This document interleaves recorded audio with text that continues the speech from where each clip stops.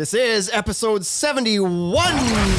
Welcome to the Ultimate Deck Podcast. Ultimate Deck Podcast. Helping you keep your finger firmly pressed on the decking industry, the people in it, and the information you need to master the backyard. And now, host of the Ultimate Deck Podcast, Shane Chapman. Welcome, everybody, to the Ultimate Deck Podcast. As we mentioned in the intro, this is about the people in it, and two of the people in it are myself and Wade Laurent. Hello. Every week, our studio improves a little bit, right? We got a proper green screen behind, so Yep. that's going to help, Bryce. But that was last Gonna week. help things. We did the green screen last week. Did we? Did we have that green screen last week? Yeah. And then I wore a green shirt. Oh, right. We did the green shirt thing. That wasn't ideal. Anyway, we're live on Instagram again, you guys. So if you're wanting to join us live on Instagram and have some feedback during the podcast, feel free to jump in there. And if you post some comments in there and it adds anything to the podcast, we'll mention it. Talk about it. Do you think we're going to do lives often now? Yeah, all of them. All the time. Like every podcast. There's no is reason live. not to. Okay. Give me two good reasons. Today's episode is about two good reasons not to do the Instagram live with the podcast. None? Zero reasons. Well, See? That's why we're doing it every time. because Limits it my makes shirt sense now. wearing. I'm not allowed to wear green on Saturdays now. Yeah, well, we were actually rushing to get the store built today, and we had thankfully had a lot of our employees volunteer to come in on Saturday and help us because we're opening this location on Monday. Bryce, can you bring me my phone for a It's second? far from ready, but Simcoe wants the Simcoe news. I think you better This get is why that I was on. like, give me my phone. I gotta dig up some And so we rushed today. We got the store to a position now where we're not going to be at our old location anymore. That's not happening. There's still some stuff to move over that some of the yard guys will be working away at over the next couple of weeks. But as far as if you want to come buy something from us now, it's all going to happen here now at this new location. Exciting. That is exciting. I'm excited to have all of our people in one place again. I mean, we're still under the whole social distancing thing, so it's a good thing Not we you have two and I. floors and 6,500 square feet. Not here, you but and I. Not you and I. We're not exempt. social distancing. We're exempt. Government of Canada knew that this was a relationship that cannot be broken. It's a big deal. So we're going to get to the Simcoe news shortly here, but while Wade looks that up, the topic we're doing today is called This or That. And what we're going to do, you're getting Simcoe news. Is that happening? I'm digging it up. There's some good stuff going on in Simcoe right now. I thought they were all locked up, but nope. Okay, good. So we're going to do this or that. What we're going to do is go through every step of the building process on a deck and do a versus on two common options. So we're going to go through, and for example, the first one we're going to talk about is the pile situation, whether to do screw piles or concrete. And we understand that there's more than two options in these things, but then like, what do you call it then? Then we can't call it this or that. It's got to be this, that, or the other thing. And I didn't want to make the title that long. No. So we're just doing this or that, the two most common options. Simcoe news. Let's go. Let's go. Simcoe news. Oh, hold on. What's happening in Simcoe? Let's go. All right. So OPP sees some drugs and weapons from Midland residents during an early morning raid. That probably was close to Mike's house. Where do you live, Mike? Guess. Down the street. There was a rear end collision, leads to an impaired driving charges in Aurelia. How does a fender bender make the news? How's that headline number 2? Probably because they were supposed to be quarantined and they're out drinking and driving, man. And then it looks like somebody was charged with luring and sexual assault. Busy weekend for Mike, it sounds like. Busy weekend. Banged up Simcoe. car accidents, doing some luring. What else? Should we do a different type? Not just the crime, but like maybe just local There's news? got to be some good news coming out of Simcoe too. I don't know, man. Like you dug right for the dirt there. Yeah, I think immediately. like, hey, if it bleeds, it leads, man. That's what happens. Fair statement. There's a Midland King Street reconstruction project supposed to begin on March 30th. That will be exciting. I know that Mark has talked to us before about the King Street and having to have it reconstructed. So they're still like all hands on deck with the city construction right now? You know what happened in Regina the other day? They laid off 3/4 of the staff, the city workers. Because we take it seriously. Yeah. So anyways, that's Not what's like New happening York City. in Simcoe County this week. Exciting week. No mention of coronavirus there at all. So that's good. That's not true. They closed their skate parks and they closed the basketball courts and, All the other parks are now outdoor closed. areas. Yep. Right? That's pretty much Okay. par for the course now. Yeah, good. So in Simcoe. today's world. So let's get after this topic today. 5 minutes in, that'll make some people happy. This or that. We're going to discuss the two most common options at each stage of the building process and discuss the pros and cons, maybe what we prefer, and hopefully people value our opinions enough to think that this is a good idea. Some do. We'll see. Some will value the opinion. We'll see. Some will turn the thing off. Now that we're recording these videos live, I forgot about that. I didn't dress appropriately. I just wore like work clothes. So I knew I was going to be like oiling some cedar today and doing construction stuff. So I'm just wearing like a work shirt from Camo Edge. But I talked to Scott today. Maybe that's why his name is in my head. I talked to Scott Baker today, who's the president of Camo of National Nail. No big deal. No big deal. I sent him a text. Name drop.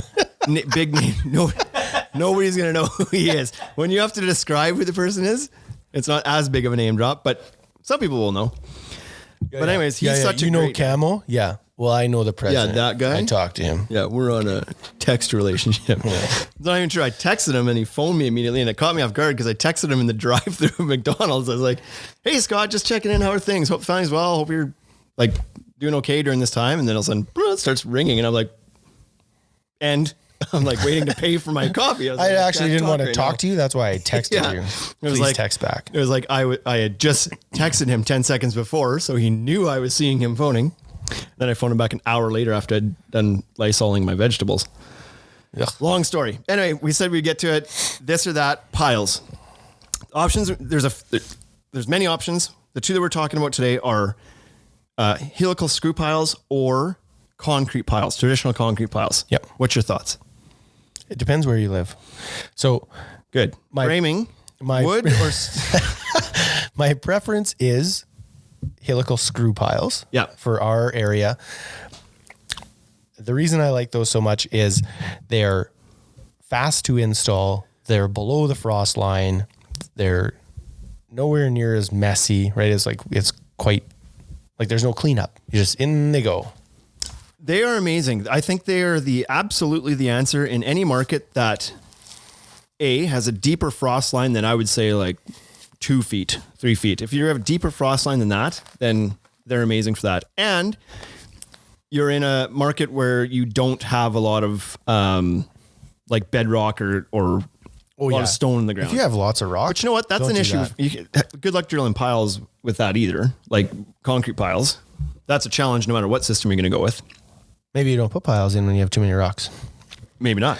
Anyways, it also depends when the piles go in. So I do believe that if you're building your house and you know which concrete pile, like you know the shape of your deck and you know where it's going to go, and the people that are drilling the piles for your house foundation can do the deck piles at the same time, then go for it. You might as well. Do the concrete piles. Put them all in the same piles. Because he or she, whoever it is, has a bobcat or a machine there to remove the soil that gets dug out from the hole, and they're pouring concrete and there's tons of it for the foundation. So just do it, get it done. And maybe we should take a step back here and not assume that everybody that listens to this podcast knows what a helical screw pile is. Maybe we should explain that a little bit. So a helical screw pile. You think they have the internet? Probably. Okay. Framing. Do you know how to bake a rye bread? Yep. No, you don't. I don't. Yeah. But I could Google it if You I could. But people are driving right now. We can't expect them to start Googling things. That's stop irresponsible. Stop Facebooking and start Googling. Yeah. Okay. So helical screw piles are, they're typically a galvanized or in some cases stainless steel pipe with a helix on the bottom of it. Whatever you want to call it, a screw, like a single rotation of a screw. A flute. There's a few different names for it. Or a flight. Sure. And blade, plate. Blade. Synonyms. Bryce, it's your turn. Oh. This is awful. People are tuning out. Yeah. Out. So at the bottom of the pipe, it's got a big plate on it that is a screw. It screws itself into the ground. Yep. And so they're driven in hydraulically because they take quite a bit of torque to do. And so you bring in a machine, it twists this thing into the ground. The depth depends on your frost line in your area. Correct. In our area, we have a very deep frost line, probably deeper than anybody that's listening to this podcast in the prairies of Canada. And so our frost line can hit 6, that's average. 6 feet is average. Could be a little bit deeper, could be a little bit shallower, depending on when the snow falls in the winter. But so ours are 10 feet is common. Yes. You go out to Ontario, they use 7-foot ones all the time. And I'm sure in more southern markets, they probably don't bother going that deep. If you don't need to get that deep for the frost and your soil is stable, then you wouldn't have to go that deep. So it probably depends on your market a little bit. Yeah, we have a combination of like really bad soil. Bad soil and deep frost. Right? Yeah. So ours are good at 10 feet. Hey, so finders in. The other problem with the concrete piles is you have to, in our market, you have to dig those things so deep that most people don't believe us when we tell them how deep piles for houses go. Correct. So when you're out in like Dr. Dex, for example, Jason Russell out in Washington, or Blake down in California, Deck Pros, they dig their piles like 12 inches deep. Like you hand dig that all day long. That's all so if you're in that market where that's all you require. Tennessee is 16 inches down. 16 inches in Tennessee. Yeah. If that's all you require, then you're right. Helical screw piles probably don't make a ton of sense there. You're not exposing a lot of mess. You're not digging up a bunch of stuff. You can hand dig that hole, no problem. It's not a big deal. Yep. It's just easy. And the amount of dirt that you're pulling out of there is pretty easy just to spread out somewhere and not a big deal. The big deal comes when you have to start digging those things 3 feet plus, because you can no longer dig that by hand so easily. Mm-hmm. Now you might be bringing in an auger or an auger bit on a bobcat or something to dig that hole. And now you got a fairly sizable mess that comes out of the hole as well that you have to dispose of. You can't just rake that out and leave it. You got to get rid of it. So in those markets where that's the case, it's a little bit closer of a race between which one is more ideal to use. But if you are in a deep frost area, helical screw piles are ideal because they drive in immediately. It's a 5-minute thing. It's 5 minutes. It's in the ground. Ready to build on. Second the sleeve pops off the top of it, you screw the saddle on and you're ready to build. There's no waiting for the concrete to set up. They don't need to cure. Our frost line being 6 feet, they put these things 10 feet in. When they do piles for houses here, they're 18 feet deep. Mm-hmm. Feet. Yeah, 14 to 18. Feet, you guys. Not 16 inches, 16 feet or more. So it's insane. So imagine digging out a hole. How much dirt is coming out of a hole that's 12, 16, 18 inches wide and 18 feet deep? And combine that with the fact that it is solid clay that comes out of the ground here. It's awful. So you're not, even if you were ambitious and were like, oh, I'm going to shovel that, I'm going to wheelbarrow. No, you're not. 3 yards of dirt per hole away. No, you're not, because you can't shovel it because it's just dense clay. It's like dried out Play-Doh. So for that reason, they are amazing here. Quick, and the cost, because of doing an 18-foot deep concrete pile, is not cheap, right? You're already at $400 or $500 per pile if you're dumping it in there, right? All day long. And the screw piles, it's Canadian dollars, but which now is way bigger difference than exchange rate. But the screw piles are $300. So at that point, the screw piles are actually a little bit cheaper, and they're quicker and they're less messy, and they're just amazing. They fight frost more effectively. So we're big fans of screw piles. Again, in your market, if you are 2 feet or less, 3 feet or less, probably concrete still makes more sense to you. Yep. So this or that. Our votes for helical screw piles, but market dependent. Right? Mine's a timing thing. Timing? Mine's timing. If it goes in, if you can put the pile in at the same time you're doing the foundation, do concrete pile. Yeah, sure. Other than that, do a screw, like a helical pile, screw pile. Yeah. If the machinery is already on site and you're already excavating dirt and you're already hauling it away and all those things are already taken care of because there's already piles going in, then obviously, do that. So good then. We've got a couple of our employees in here. That's Carly, I saw just signed in, and I think I saw Daryl in here before. So our Saskatoon crew is tuning in. Good, man. Oh, yeah. Hey? Yeah, look at that. Good job, guys. Mike, Eric, say hi to Carly. Yeah. Not much for interactivity in today's podcast. We had Harp the Dex? Harpeth? Harpeth Dex? You're killing it. Harpeth Dex. I'm going with Harpeth Dex. Made one comment there. Great execution, bud. Yep. nailing it today. So Carly gives a thumbs up. So next stage is the framing stage. So your two options here, not as many options on this. Your options are basically to do it out of wood or to not do it out of wood, which means steel or aluminum. So wood or metal is essentially what we're talking about here. Because in some cases you can frame, like wood could even be hardwood. You see the odd deck that does get framed in hardwood as well as the decking surface. It would make sense to me to do your rim joists in hardwood. Sure. Like your outside joist and your rim joist in hardwood, that makes sense to me. But I wouldn't do the whole thing out of it. The problem with some of that stuff is like when you're doing a hardwood deck is screwing into this softwood framing that we have is that sometimes the screws don't hold in it. Yeah. Right. Like when that Ipe wants to cup or move or whatever, it has the ability to pull a screw through that soft lumber. Yeah. So because of that, sometimes people would actually do like Ipe framing as well, or some sort of hardwood framing underneath it as well. Or there's some companies that'll sell a hardwood cap that would cap your joist, and you basically like structurally screw that down, and that way your screws are going into hardwood again without the whole joist being hardwood. Right. But that's a good idea. But what we're talking about, the categories we're kind of talking about here are like pressure treated framing versus steel framing, we'll say, or aluminum framing. Yep. And I don't think that there's any doubt that the better, longer lasting solution here is steel framing. It's a no doubter. There's very few cons to it. There's a couple cons to it. There's very few, I guess, longevity cons to it. It just is it's straighter, it's flatter, it's gonna last longer than wood. It can't rot. Like it's just, there's so many good things about it. Yeah, it's just true. Only knocks on it are it is still a bit more pricey. Yes. And guys aren't familiar with working with it is the biggest hurdle. It's a new set of tools.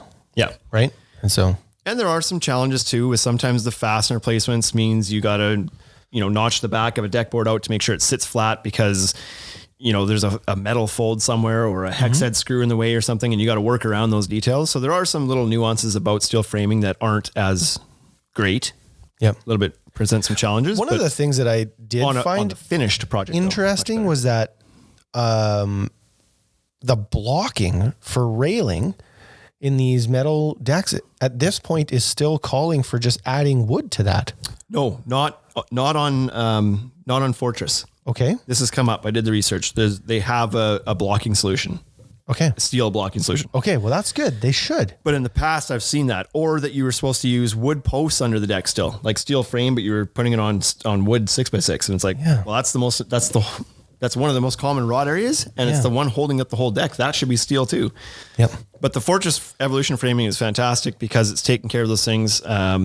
And it seems to be catching a little bit of fire now. Obviously, the Trex Elevations is the other major option that are out there. Those are kind of like the two big ones. There are some aluminum options out there, like Dexpan, and I can't think of the other ones off the top of my head. But so there's some options out there. Eric Teru from Instagram. You're killing it. I love it. Just so good. I love it. Yeah. Asked a question here. He says, what's the upcharge to steel framing? So that's the $1 million question. That's what everybody always wants to know, right? In the past, before Fortress came out, the upcharge seemed to be on average about 4 times more than wood framing. So your wood framing might have been $3 to $5, depending on your market, per square foot for your framing materials. And you could have expected that to be more like $12 to $15, $16, $17 a square foot for steel framing. Yeah. One of the big pushes that Fortress was making was saying our system is like great for all these reasons. And one of the reasons is the cost is a lot lower than what's traditionally been expected on steel framing. Now we're talking about a 2.5 times multiplier. I think that's reasonable. I just think that's a reasonable number. If you think about how long the deck boards are warranted for, 25 years or more, maybe 50 in some cases, lifetime in others. Yeah. And your framing is going to last 17 years to 20, then it makes sense that it would be twice as much money because it will last. Like you would have to build that deck twice out of pressure treated wood in the time that you would have to build it out of steel or aluminum. Yeah. So they're like at 50 years, it's a wash. Yeah. At 18 back to that years, longer lasting. You know what I mean? Yeah. At 18 years, it's a wash. As soon as you replace the frame of the first one. So yeah, so I think what Fortress, they seem to have shied away. I know when we saw this framing the last couple of years at the shows, that was the word. It was like 2.5 times. Recently, they seem to have shied away from saying 2.5 times all the time. But what they have said is that the cost of a dimensional piece of joist material or something as compared to a wood equivalent, it's about 3 times more. If you were to take like a 2x6 16 foot piece of steel for Fortress framing and a 2x6 16 foot treated piece, it's probably about 3 times more. How it gets down to that 2.5 or less is that joist material spans a lot farther.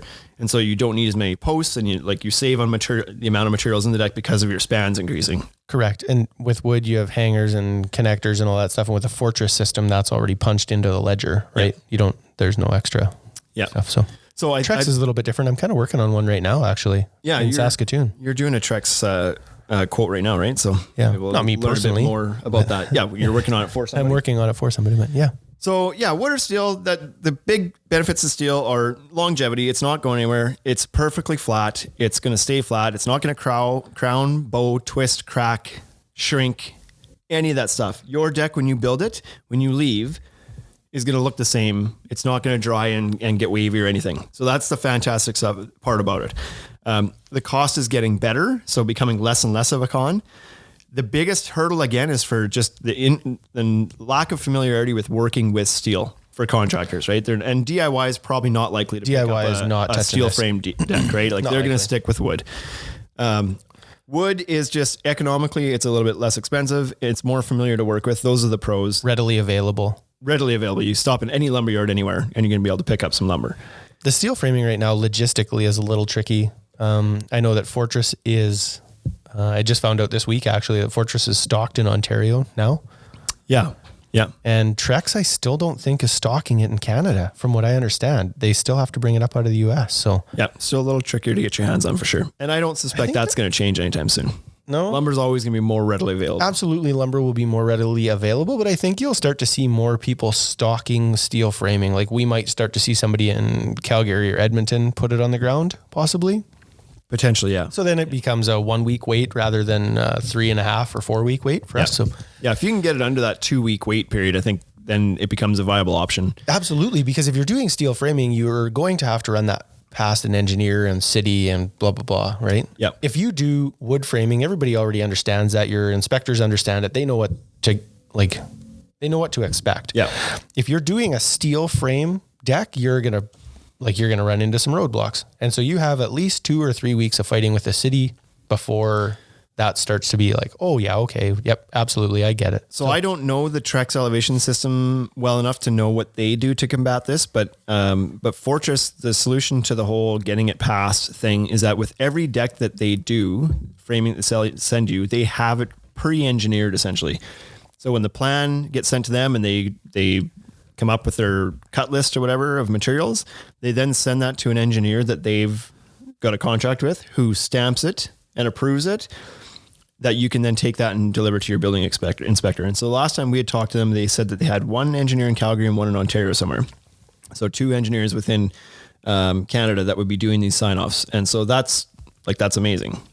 And somehow that's worked into the cost of the framing. So. Yeah, I heard there's a little bit of a holdup in that right now, that sort of the bottleneck in the whole system right now for us in Canada locally is getting it engineered. There's a bit of it seems to be slow right there. Not surprising. That sounded really easy when I was like, you're just going to get this. And it's like, oh wow, that's pretty cool that you can line that up. But so not surprised that there's some hiccups to that. So I'm a proponent of steel. I'll move to steel. Yeah. So on your piles, steel. On your framing, steel. No, I went concrete. Huh? I went concrete piles. You did not. You only did it if it was at the time of the build. Well, that's when I would build my deck. That's when I would plan my deck because I'd want it built into my mortgage. So yeah, fair enough. Okay, I'm concrete, steel, sex appeal. Is that how that goes? Oh, well, I suppose we'll see. Decking. Next category. You put your piles in, you framed your deck up. Now you got to put some decking down. What are you putting down? We're going to talk about wood versus composite, the obvious comparison. And for sake of keeping this simple, it's softwood. So treated or cedar versus composite or PVC, like a low maintenance. Yeah, there you go. I was going to be like, well, let's lump PVC into composite and hardwoods into wood. Fine. Well, hardwoods into wood, that changes the game a little bit though. But anyway, So the pros for doing a wood deck are obvious. Again, it's cost. That's not the case though if you're doing hardwood. So that's where this, if we're going to include that, it becomes a little bit tricky now. Hardwood's out. We won't talk about hardwood. It's its own beast. So cost. It's cheap. Wood is cheap. It really is, especially if you get it at Home Depot. Yeah. Well, the funny thing is, it's not usually cheap at Home Depot. It's expensive. Just the quality is cheap. That's right.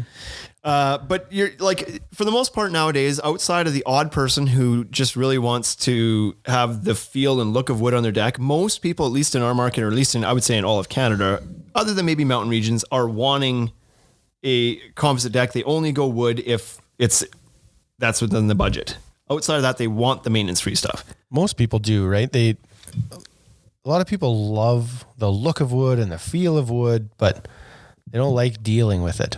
So I just want to pressure wash my deck off and barbecue. Yeah. Have my friends over.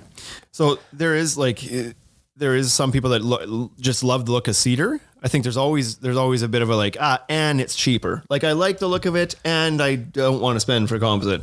Yep. We had a customer last year, I want to say, that she was not, or maybe it was 2 years ago, she was not doing plastic decking. She hated the feel of it on the feet.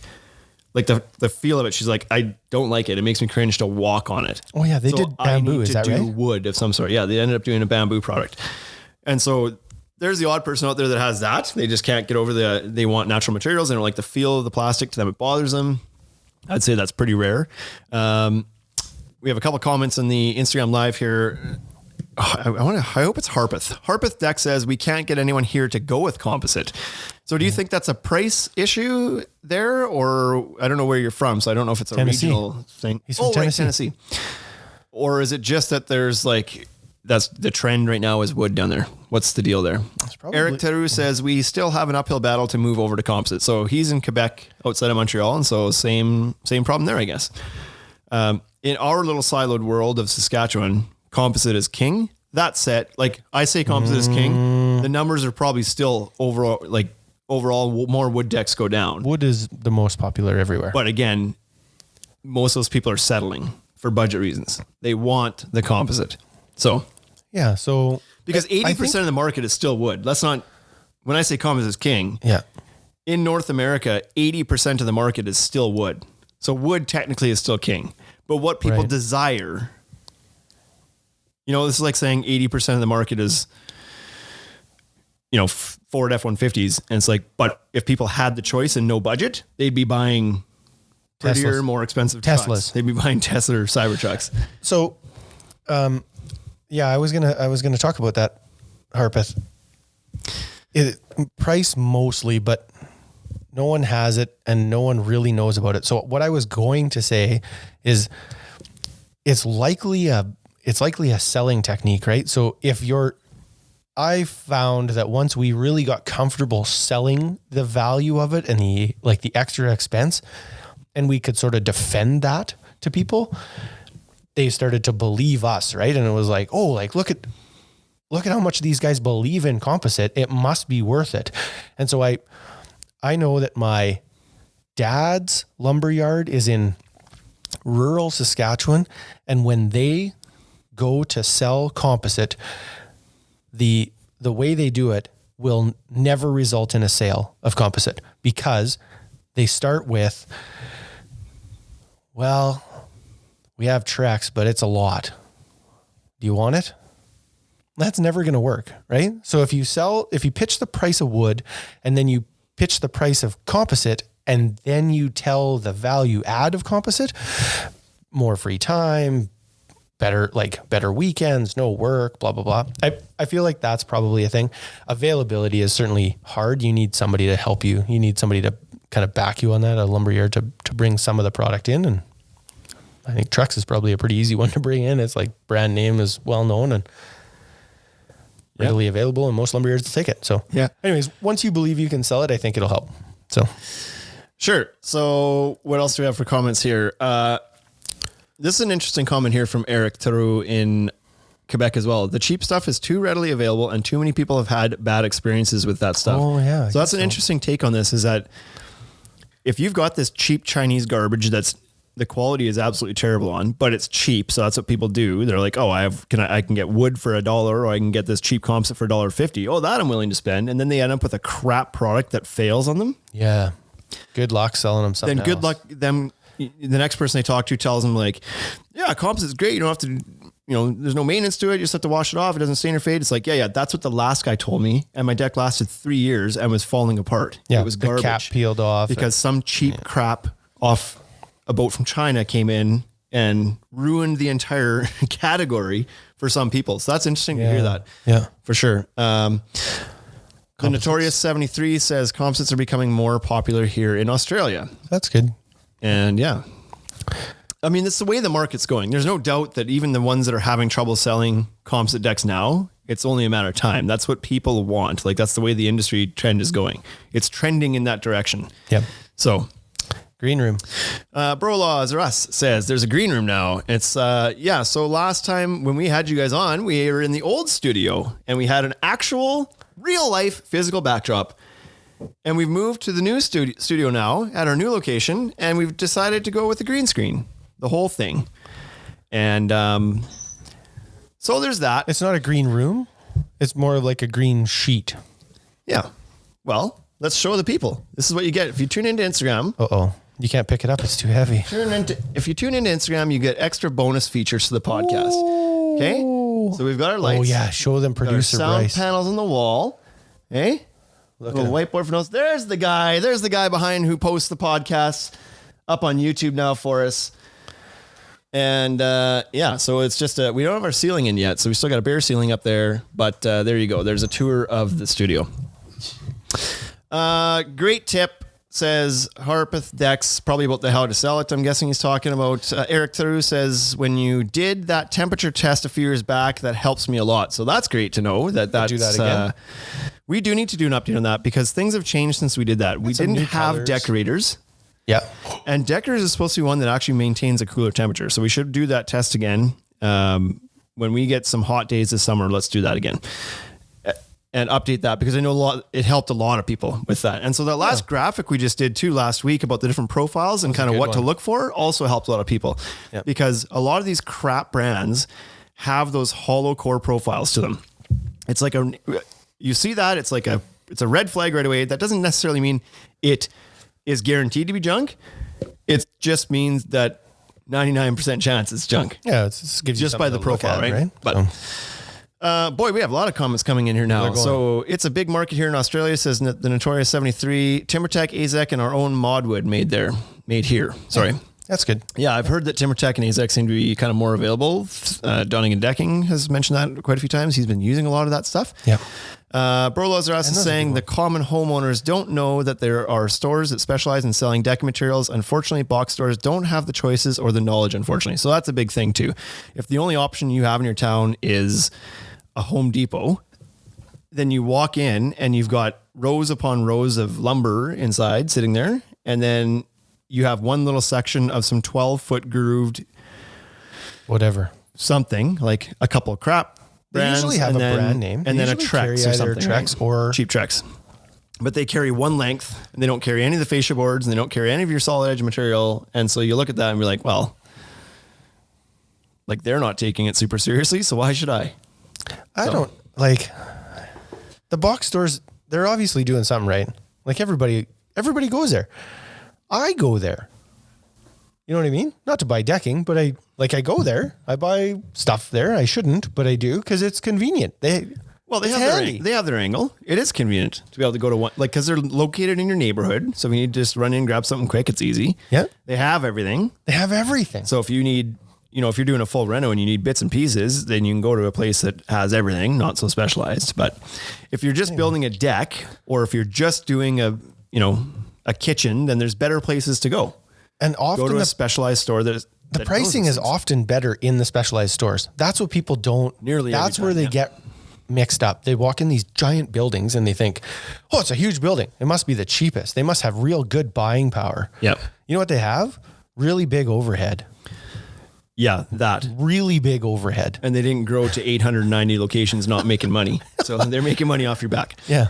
Anyway, Wood versus That was a good conversation we had there with the people on Instagram. So that's good. Let's get on to railing. So I think before we move on from decking, obviously composite is the attractive thing that everybody wants. Even the comments in here that said, no, my market's still wood. It's like, but people want the composite. They want composite. So here's the other one that Harpeth could use is that break-even point. We talk about this all the time.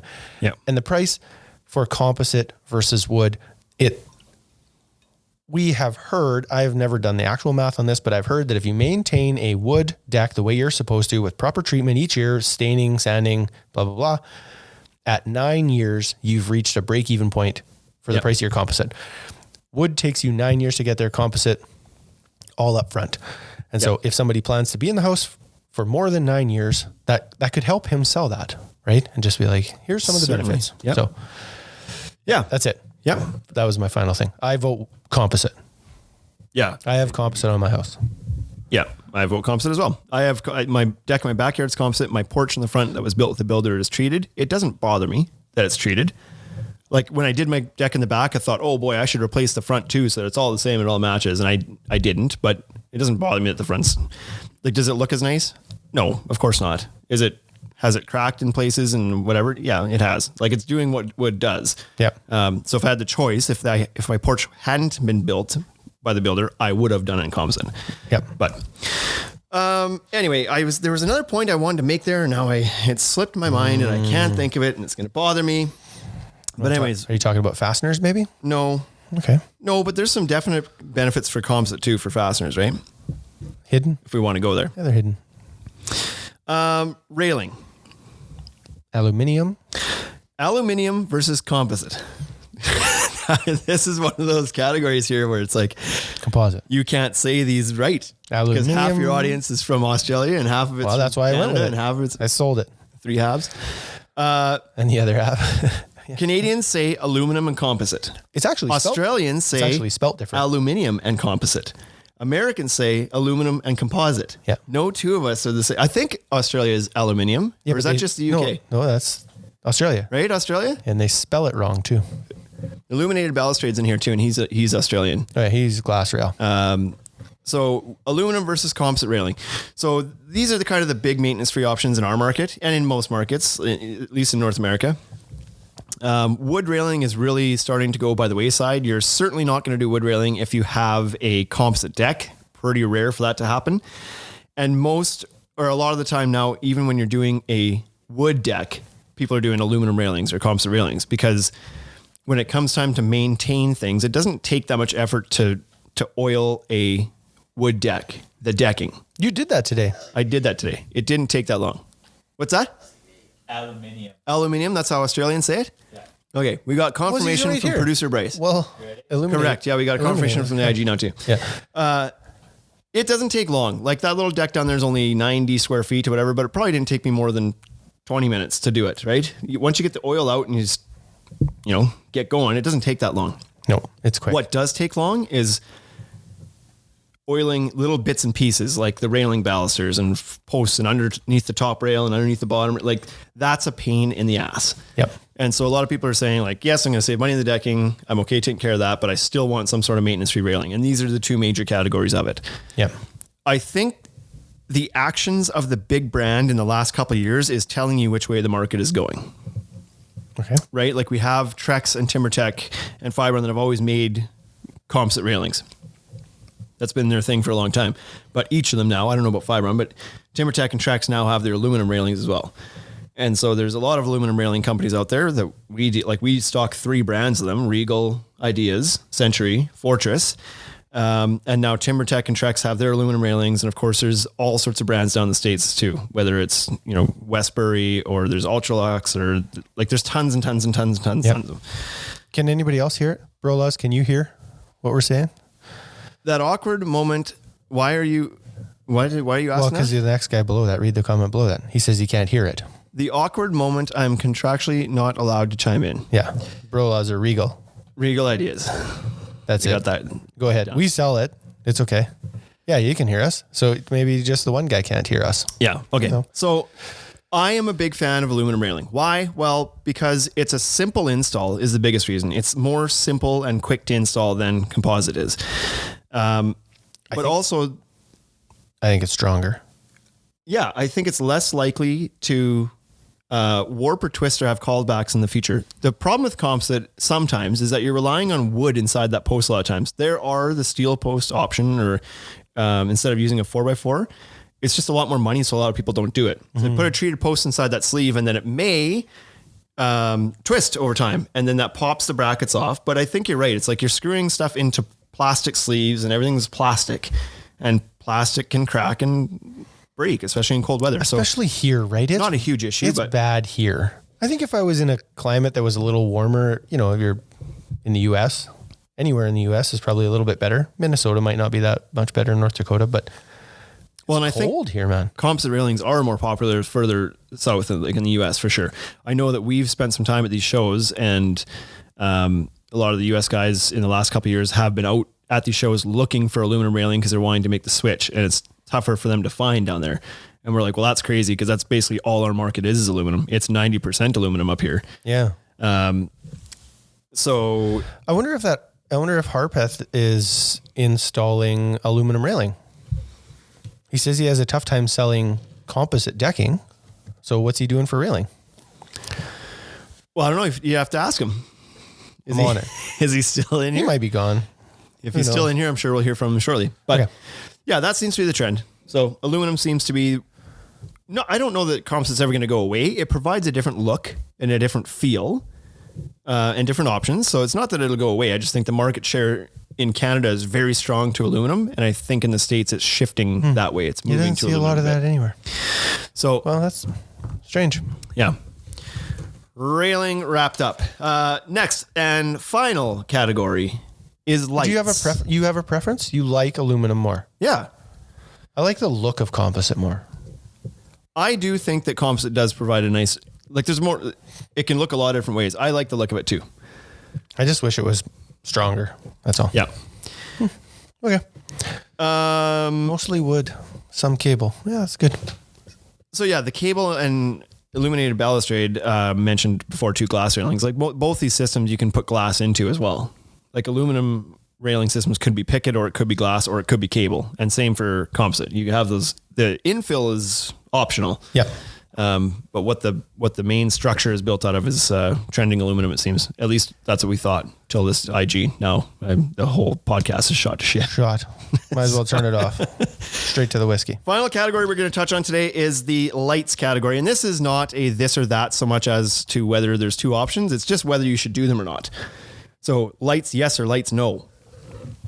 That's tough, right? No, it's not. Heavy yes on lights. But some of the guys in here are having a tough time selling composite. Yeah, so their customers have already saved the money not doing that. Throw some damn lights in the deck. It can take a very plain, boring wood deck to another level. And I have used the same theory, logic, while selling to people who are going with an entry-level composite. Whenever you do lights in your deck, whether it's on the railing or on the stairs or on the fascia or whatever, when your neighbors or friends or family come over and look at it, they will immediately be taken by the lights, because most people will spend the money on a fancier railing or a fancier deck board when really what you notice is the lighting. Yeah. And so would you just look at it? would you just look at it? Stand there looking at it. Look at all those lights on there, hey? Just stand looking at these lights. Got me standing here and looking at it. I think that, the lights. The wow factor of adding lights can take a ho-hum deck and flip it to wow. And you could do that. You have with a small budget. Your treated deck, you're looking to refinish it on year 5, sand it up, put some new oil on it, throw some lights in there, put some aluminum rail on it. That's a whole new project. That's the best vibe and ambiance on a deck is at night with some lights. Yeah. Like sitting on your deck in the middle of the day is great. When the sun's out, sure, that's great. Yep. But you want a super cool vibe? Go out and sit on your deck at night with it all lit up. Yep. And for that matter, your whole landscape. We've got Sean Steffen here from the Rusty Shovel. He's going to agree with this, because even more so on landscaping, like we sat through an Inlight presentation yesterday, and they talked a little bit about why did you cringed? Not me, I didn't. Oh, okay. They talked about like layering lighting and stuff, and how many different effects you can get with lighting, and you don't even understand it really until you hear somebody who's passionate about it describe the different design features of that lights can provide. It's not just like light or no light. It's like talk about shapes of and beam angles and shapes of light and layering lights and different glows and different temperatures and all this stuff. And it's all can create a different vibe. But so the moral of the story is, though, even a little bit of light goes a long way on a deck, even just to light the stairs. Even if it's for safety, it's not a terrible idea to put some lights in the stairs. But where I think it really shines is when you start lighting things that you don't think are worth spending money on, like lighting the foliage around the deck or something with some downlighting off the deck. Like, that's cool. That gives it a super wicked vibe. Having the railing lit up, Yep. If you have an aerial structure, up lighting underneath that aerial structure, just like, I don't know. It's the other way you can sell the lighting is that you can kind of guilt people into it and be like, yeah, it's okay. Like, if you want your mother-in-law to fall down the stairs because she can't see them, you should let her fall. That'll be fine. 100%. Let's go back to the comments here because we have a few rolling in here. Brolod says, yes. I'm assuming that's about lights. like, lights. Let's in. do it. Lights. Everybody put the lights in. No surprise that Illuminated Balustrade is a big fan of lights. They've got lights built into their railing. Strange. Didn't see that It's in coming. the name. Lights always. It's the difference between a good and a spectacular deck at night. That's absolutely like true. a deck without lights at night is not really even that useful. Nope. Like, you don't want to just flip the porch light on. They're always so that's bright. not a great vibe. Right? Yeah. Eric Teru says, he didn't say adjusted at all. I've suggested to a client lesser board to put money on the lights. Yep. So yeah, to a certain extent, right? We would never suggest somebody goes to the crap composite that's falling apart that you're mentioning there, but sure, go down to a Fibron Good Life board or a Trex Enhanced board you're still getting composite, you're still getting fade and stain, you're still getting the warranty, you're still getting a good brand, but you're saving the money and you can throw $500 or $800 or $1,000 at some lights and really flip the switch on your deck. Yep. Literally. That was a great pun. I didn't even mean to. So I believe that I would tell people, as the Brolaws have said, pressure treated floor. I would tell somebody to do pressure treated over the cheap Chinese stuff. Oh, You know what I mean? Is it's like, just do it, or a cedar deck. You know what you're getting with a treated deck, at least. Yeah. But that cheap Chinese stuff doesn't provide you the benefits that you're expecting out of composite. Correct. It may have a fade or stain warranty, potentially, usually not that long, but the problems that we've seen is structurally it's not good. It's awful. And like, it scratches super crazy easy. And if it does have a cap on it at all, it peels super easy. Sean's just here for the shout out and we gave him that. So peace out. I actually gave you a shout out and ban. I actually gave you a shout out today. I had a customer in the store that was looking for a stone fireplace, and he was like, I want to do a stone fireplace. And it's going to be a big one. And it's going to be out of, what are the two landscaping? Barkman. Right? Barkman concrete. Yeah. So he wants Barkman, and I was like, that's not what you want. You got to go talk to Sean at the Rusty Shovel, because he sells Barkman. Nope, he doesn't. Belgard. He sells Belgard. Yeah, sure. And so I sent him. He won't be there today because you're closed, obviously. And yeah, but anyways, Well, good. he's on his way. He'll come. Makes a mediocre project look high end, says Sean. Yep, it really does. Brolaz is peacing out. He's got stuff to do. Belgard. I'm a big fan of absolutely do lights. I think this is the one I'm probably most passionate about. It's not a this or that. It's a You should just do it. do it. It's like Nike. Yeah. That said, I don't have lights on my deck yet, but I want to. It's only because I'm not done it yet. It's only been year 3 since I built it, so it's not done It's yet. not that you haven't purchased lights. You have somewhere near you have thousands of dollars worth of lights here, though. Yeah, they're here in the store. shelf. I just gotta move them and put them in. You got to sell them to somebody. So that's our first edition of This or That. I don't know. It's a catchy little title. Maybe we should do this with other things. I don't know what. Yeah, what else would you do? I don't know. But anyways, piles, framing, decking, railing, lights. Those are your kind of primary categories. Those are your options. If there's any more questions that need to come in from Instagram, you better do it fast because we're piecing out of here. We got stuff. Did you see that I messaged a guy yesterday on Instagram? So he had listened to the last one where you had asked, it was like just a Q&A, right? It was like, send some questions. Oh, So- I did see that, but your So he's- response was massive, and I didn't feel like reading it at the time, so I passed. No, and I was put gonna it come in. back to it later. I and put it in an audiobook for him. You can listen to it on the way home. I bet. Anyways, so so where I'm going with that is he didn't get in on the live. He asked the question after. We still answered it, right? And so Yeah. Anyways, it was good. I like answering those questions. It's fun. Send more questions. Oh, the good story. Send more questions. I thought you were gonna. What was the question and what was the answer? You said don't set the stage and then close the curtain. You said You got it. anybody here Let it want to play out. ask more questions, and I was saying doesn't matter. You don't have to ask it here. You just ask it anytime. Oh, okay. We'll answer them whenever. So you weren't telling the story. It was the moral of the story that you were getting to. It's always deeper with me, You Shane. can always ask. Harpeth Decks loved hearing y'all's opinions and knowledge. Well, we appreciate you listening. Yeah. Good luck, man. I hope you can sell a composite deck this year. Composite Let's deck. go for composite decks. If you need some help with it, we posted recently that we have the ultimate deck guide is ready for this year. It's That's up a and good it's one. amazing and We just got the so good, and it's probably the best thing that anybody's ever done, and ever. I have to pump it up because it took me so long to do it. Oh, I thought you were gonna do that in the Trump voice and be like, "It's the best catalog of all catalogs." tremendous. But it's good, and it's a good guide. Our contractors like it. It's a tremendous guide. People buy decks. It's the number one guide out there. There's no better guide. There's no better guide than the ultimate deck guide. You haven't seen a guide this good. What it is we use it as a sales tool because what we've done is the products that we carry, we put into this thing. So people visit the store, they have a look at things and they're like, oh my God, I've got 7 boards I looked at that I like and I want to take some samples home. But what we've done is have this as a bit of a shopping guide. When you open it up, inside is like each brand that we carry. We have their complete lineup of colors in little color swatches with all the names and kind of like relative price point-ish kind of things. So people can kind of walk around our store with this book and kind of check off the ones they like so that they have the information with them that they can take home without necessarily carrying a box of samples home.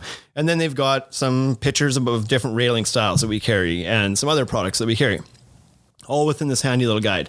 And then on the back, a spot for some notes and whatever that they can take along the way. So it just helps them to kind of like somewhere to put all the information that they're trying to walk away with out of our store. So this guide can be helpful for contractors too. They love it because they take these things instead of 6 contractor kits to somebody's house. They can take this little guide and leave it there with them, put their name on it, stamp their name on it, whatever, and leave it with the homeowner and be like, here's the different options. And there's a little bit of tidbit of information about each brand. And here's the different railings things to consider.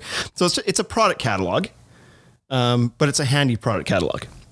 And so if anybody wants a copy of that, just let me know. We're going to have a digital copy you can download, but if you want a physical copy, I'm sure there's a way we can get one to you as well. Let's just mail. We could mail them. Somebody asked. That still exists. Somebody asked what program we used to do it. I did it all in Photoshop, rightly or wrongly. Wrongly. It was done in Photoshop. Based on the time that it took you to do it. There's got to be a more efficient way to do this. Listen, a guide this good isn't made overnight. You can't just go all willy-nilly. It's tremendous. Can I have a bilingual version? I suppose if you can... Nope. No. No, you can't. I You'll can have send you to- the soft copy, and if you can find something that'll translate it for you. Yep. But the English version took me 80 hours. The French version would be significantly longer. You could give it to JJ. Yeah, somebody can translate it. Not me.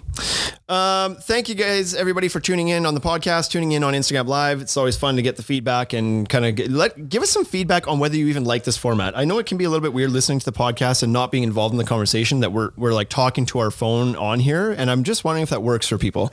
So if you give us a yes or no, if you like the whole tuning into Instagram Live and hearing people's feedback and the two-way conversation that's happening through Instagram Live. If you like that, let us know. If you or how we don't, could let us do know. better, right? Yeah, we're just trying to do some more interactive, fun things with the podcast. So we enjoy it, and so I'm hoping that the people that are listening to this also enjoy it.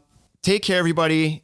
Stay safe. Obviously, we're still getting through this situation. Stay home if you can at all help it.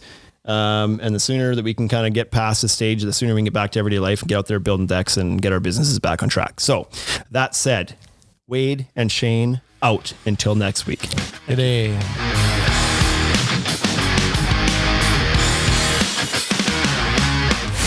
You've been listening to the Ultimate Deck Podcast. Ultimate Deck Podcast. Brought to you by the Ultimate Deck Shop. Shop with us at www.ultimatedeckshop.com or check us out at all the social networks we can keep up with. Hit us up for any collaboration or sponsorship opportunities. Thanks for listening.